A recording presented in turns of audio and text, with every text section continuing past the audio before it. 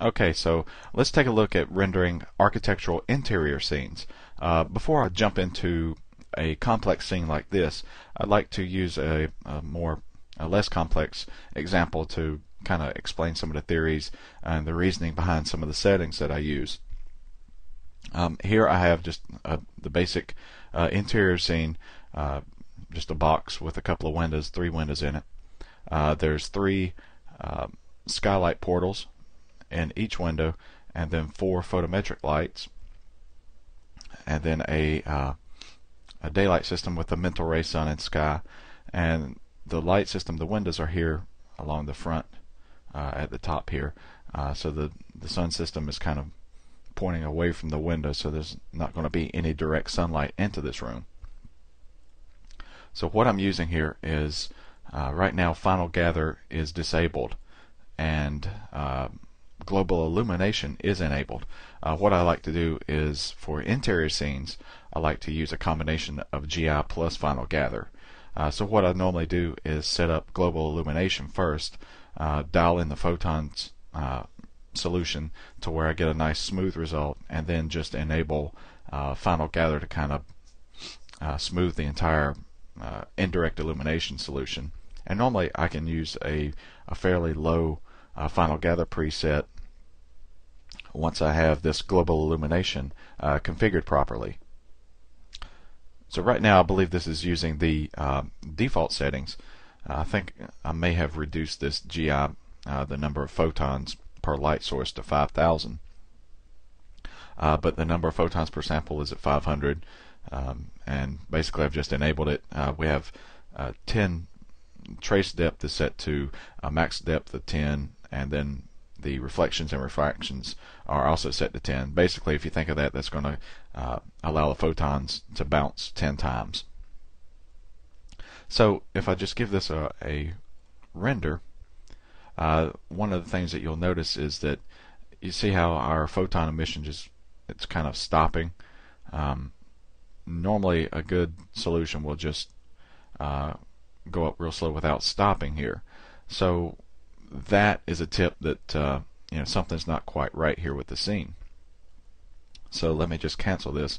One thing that is, I think, fairly important to do is to have this mental ray message window running.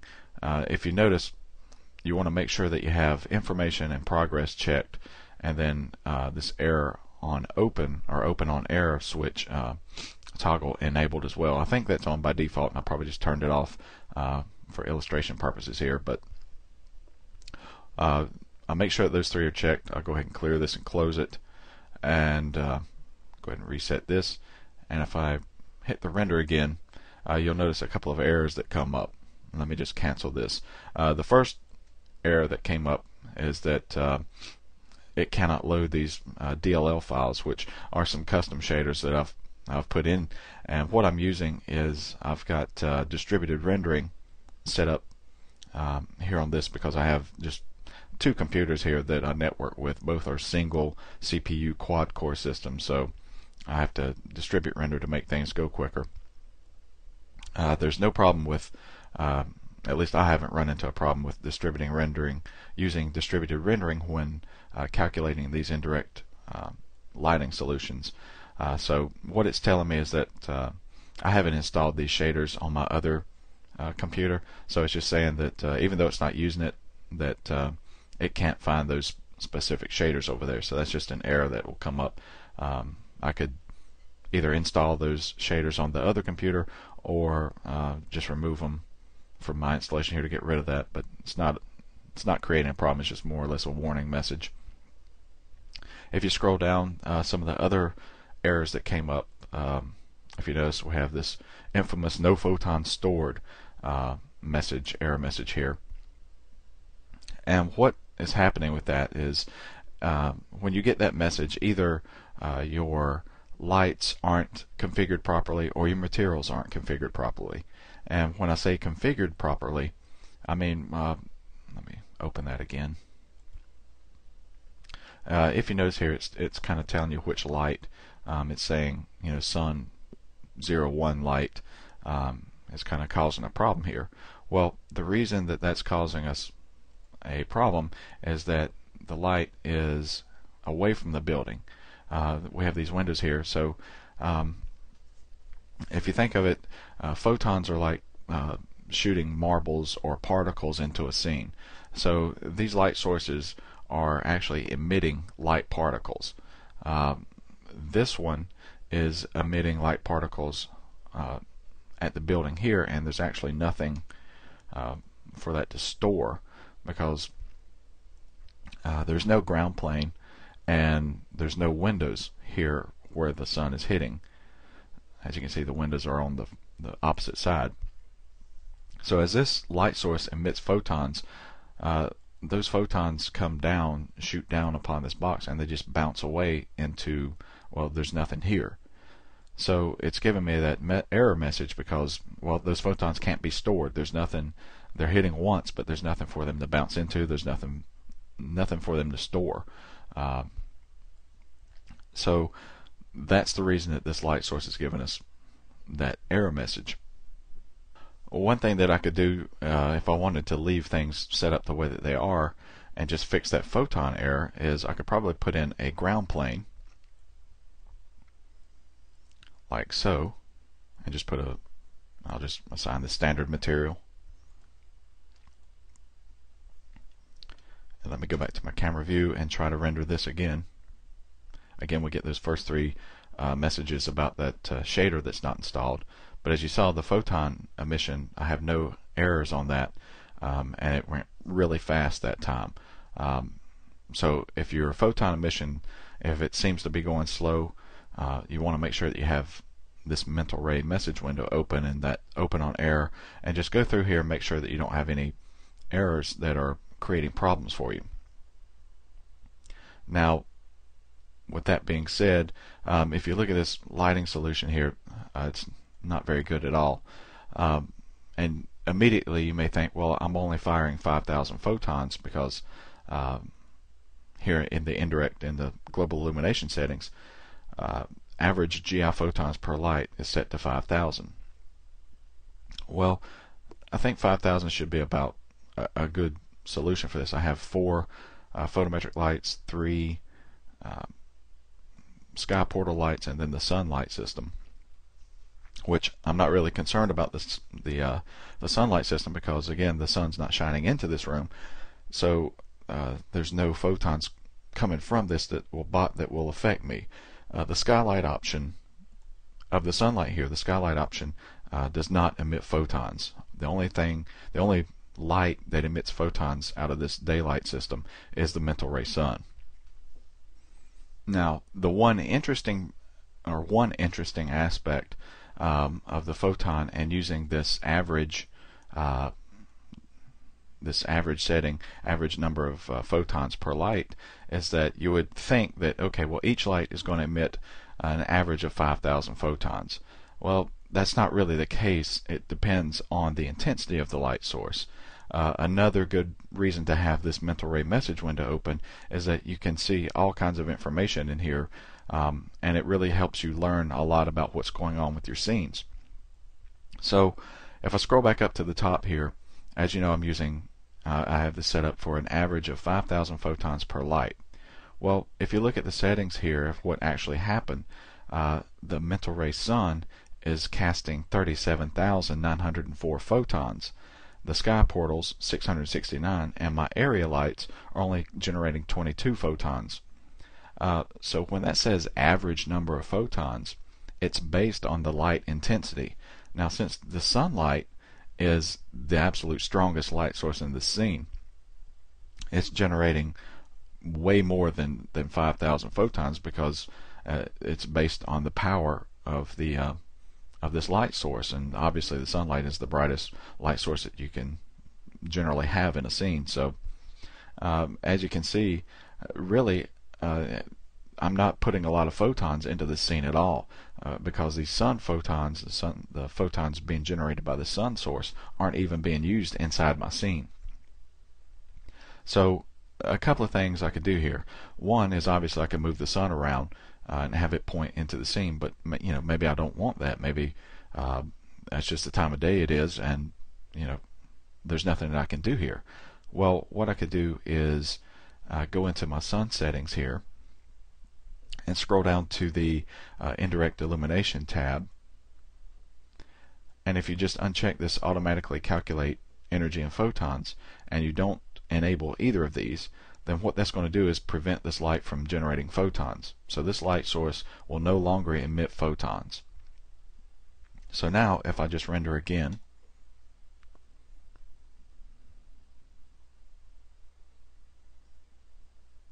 and before that goes through and renders, what I'll do is just stop and come back up and look at the number of photons. You can see now that the sky portal lights are emitting 11,000 photons, whereas before I think it was 6,000. The area lights are emitting 375. So again, we're looking at the brightness or the intensity of these light sources dictate the number of photons that are being generated. And again, I want average of 5,000 photons per light source. It's okay if they go over, but I want at least 5,000. So I need to increase the number of photons coming out of these area lights, the photometric lights, because it's okay to have 11,000. I'd rather have more photons than not enough photons in the scene. So to kind of even things out, what I'm going to do is click on one of these. These are all these 4 photometric lights are instance copies, so the changes that I make to one will be carried over to all of these. Here I'm going to come into the Mental Ray Indirect Illumination tab, and these global multipliers, I'm concerned mainly with this GI photons multiplier because I have no caustic photons in the scene, and the energy setting I just want to leave alone because I'm going to use the energy setting on the light source and from the settings here. So I just mainly want to increase the number of photons that these lights produce to kind of even it out with the number of photons coming from these sky portal lights.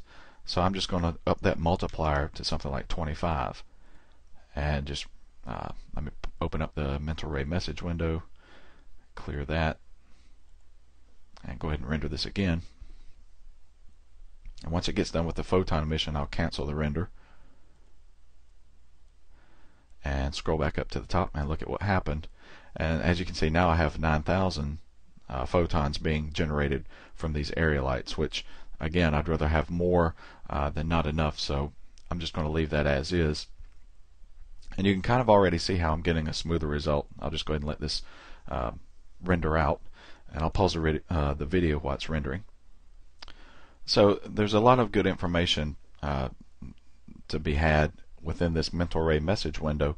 While I'm talking about photons, a lot of times people will want to adjust the settings here, like for the sampling radius, and maybe even if they're getting splotches, really increase this to very high numbers to try and blur it together a little bit better. Now sometimes you will have to increase this, but as you see, I'm using the default settings, and the scene gives a nice smooth result the way it is.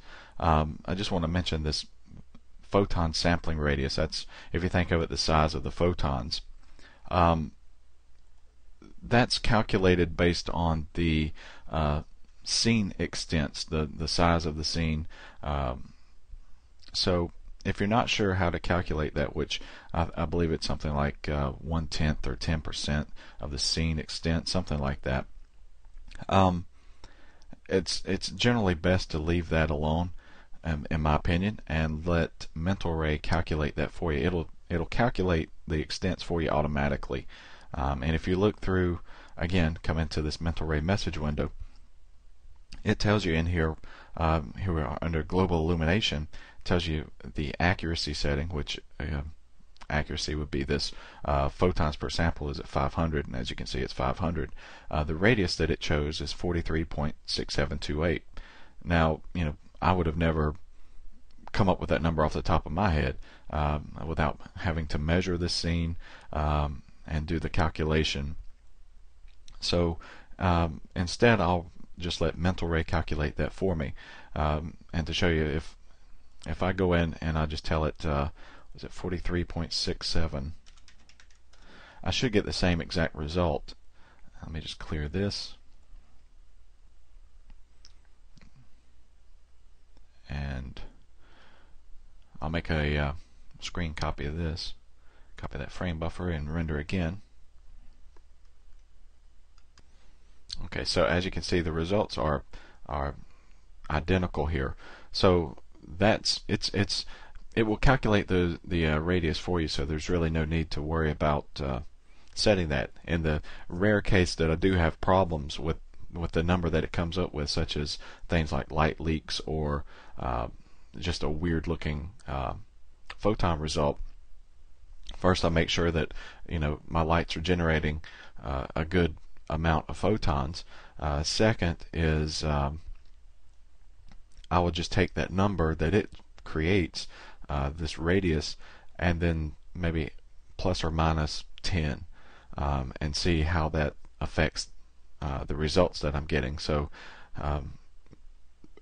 a lot of information to be found in this mental ray message window that can help you dial in your scenes here. So what I'll do is just set this back to auto by disabling that manual control on the sampling radius. And I'm going to enable Final Gather now, because I'm happy with this global illumination solution here. It's nice and smooth. So before I enable Final Gather, what I want to do is use this Optimize for Final Gather option on the global illumination. And basically what that does is it's going to enable the fast lookup computation. And what that does is it allows the photons to store additional information about how bright the neighboring photons are, and that will be used by Final Gather to determine how many photons are in a region. So it will actually speed up the Final Gather computation. So if you plan on using GI plus FG, generally you always want to use this Optimize for Final Gather solution. So I'll just enable this, and I'm going to leave it in draft mode. And let me just mention, as you can see, I have 3 bounces here. When you're using Final Gather with together with global illumination, it ignores this diffuse bounces. So that could be 500, and it would make no difference than if it was at 0. This number is ignored when global illumination is enabled. And in fact, if I set that back to 3 and give this a render, I'll let it go through the see there, it goes through the fast lookup preparation, and now it's going to start the Final Gather lookup.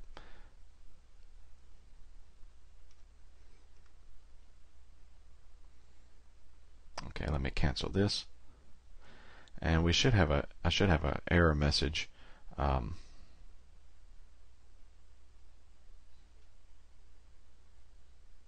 Maybe I need to let it render all the way through, but generally you'll get a it's not an error message, just a warning message saying that it's ignoring the number of bounces when that's higher than 0. So you don't have to spend time tweaking this Final Gather bounce whenever you're using global illumination.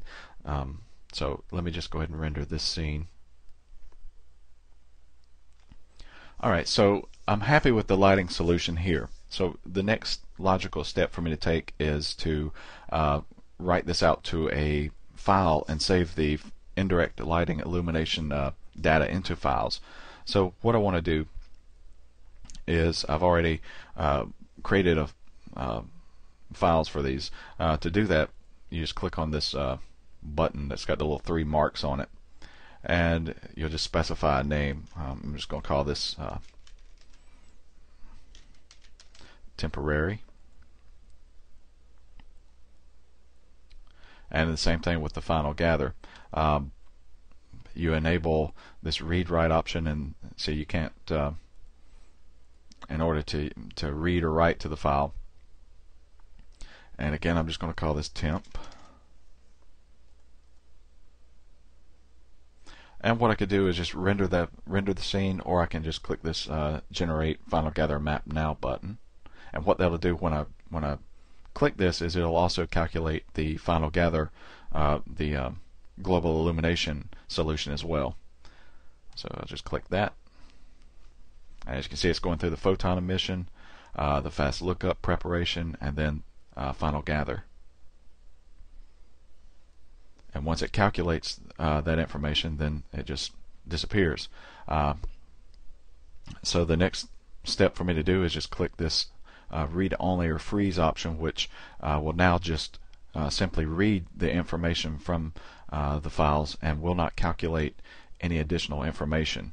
Now what I'll do is I'm going to turn this option start on error, because I'm getting tired of seeing this pop up for this shader. And as you can see, I finally was able to get the GI photons or use multiple diffuse bounces from final gather are ineffective and ignored. So it does give you a message every once in a while about this. If you have diffuse bounces on final gather enabled plus GI. Okay, so now if I just go in and render this, let me just look for a second. Yeah, and just render that, you can see it immediately starts rendering. There's no calculation process. Now, the benefit to using GI plus FG for interiors is that global illumination, as I said before, if you think of it as shooting like marbles or marbles of light into your scene, I guess is the best description I can think of. What that does is I've set it up for, I think the default is 10 bounces. So we're getting 10 bounces from those photons, and also if you think about it, 10 bounces from final gather in a way. So it's very fast to calculate, but also the photons aren't view dependent. They're just going in and bouncing around in this scene even behind the camera, whereas with final gather it is view dependent. So things that are behind my camera or out of this frame, it's not calculating the final gather solution for. With that being said, you can go through, and if you disable this read only option, it will use the GI information to quickly add final gather for areas that are off frame. For example, I have this scene animated where I can fly around. Now if I go here, this area was occluded, if you will, from the camera view, so final gather. If I go in and freeze this, it won't look bad, but chances are there will be some areas that may look darker or have strong shadows. I don't think it's going to look terribly bad, just because there's a lot of photons in the scene. But let me just pause this while it renders. And I mean, as you can see, that's actually not bad. So I could probably use that frame as it is. So you know, I'm up to frame 157 of my animation, and I still haven't calculated anything except that one, the first frame. So you can't really do that if you're just using final gather alone. You will have to calculate more, but thankfully, since I'm using it in conjunction with GI, that global illumination, since it's scattered throughout the room, has helped give a more even light distribution here. So if I render this frame, again, the solution is not bad. There are a couple of little areas here that I would notice. I'm not sure that, and you probably noticed, but I'm not sure that a client would notice. But for my own sanity, what I'll do is I'll just turn this check box off for the read only, and I'm going to let it add this information for this frame in. So at this point, I'll just click. When I click Generate Final Gather Map, it will quickly go through and add this information in. Add it on top of that existing .fgm file that we've saved. So now if I freeze it again and hit render, what it's done is it's added that information for this particular frame into the scene. And as you can see now, remember that dark shadow that we had here is gone. So you have a better lighting solution. So ultimately, I could probably move back about midway along the animation path here, and if I needed to, let it calculate probably one more solution here.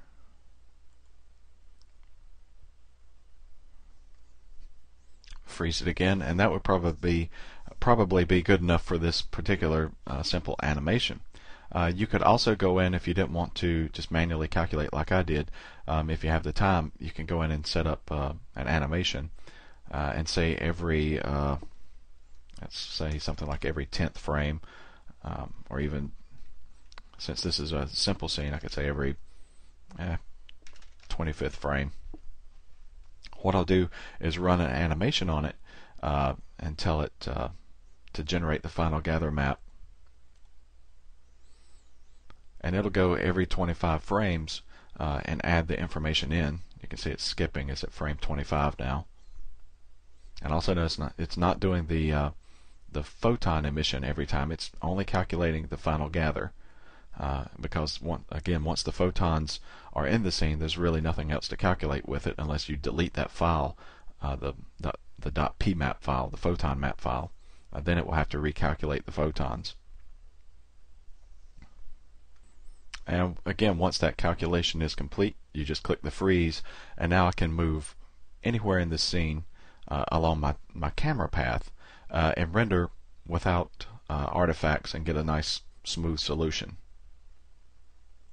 One thing to remember when you use that method of calculating every 10th frame or whatever is to make sure you go back and set that to 1 whenever you're ready to render your final animation. Otherwise, of course, you'll get every 25th frame rendered out.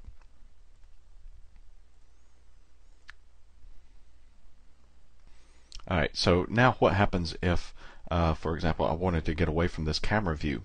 If I wanted to change views completely, say I go into perspective mode, and let's say I wanted this view, which this view has been out of the camera range the entire time. If I render this now, you should see some dark areas here because it wasn't able to calculate the final gather because it didn't actually see that. It was occluded from the camera view. So you can see the artifacts clearly here. Now, again, luckily, there's lighting data there. So all with the photons, since they're already they bounce throughout this scene, even behind the camera. So again, all I have to do is come to my indirect illumination, remove this, disable this freeze option, and tell it to generate this map. And it's just going to add this information to our existing file.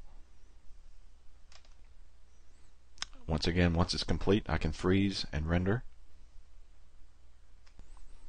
And now the artifacts are gone. As you can see, it's real simple to use the final gather and global illumination together and save the information to the files and get some nice fast lighting solutions in your scenes. I've been using this whole time. I've been using the material override. That's why you see sort of has textures here in the viewport, but it renders white. What I've done is just render this out to frames and then compiled it into an animation just to show you how we get a clean result here. Let me just open this animation up. Alright, so as you can see, that there's no flickering because the information is saved into it's just reading from that FGMs and .pmap files, the photon map and the final gather map, and so it provides a nice clean, smooth animation. So again, that's easier to see on these simple scenes. Once you get into a more complex scene, it can be more difficult to see how these things work. But just remember to keep your when you're setting up your scenes, this mental ray message window, keep that open because there's a lot of good information in there that you can use.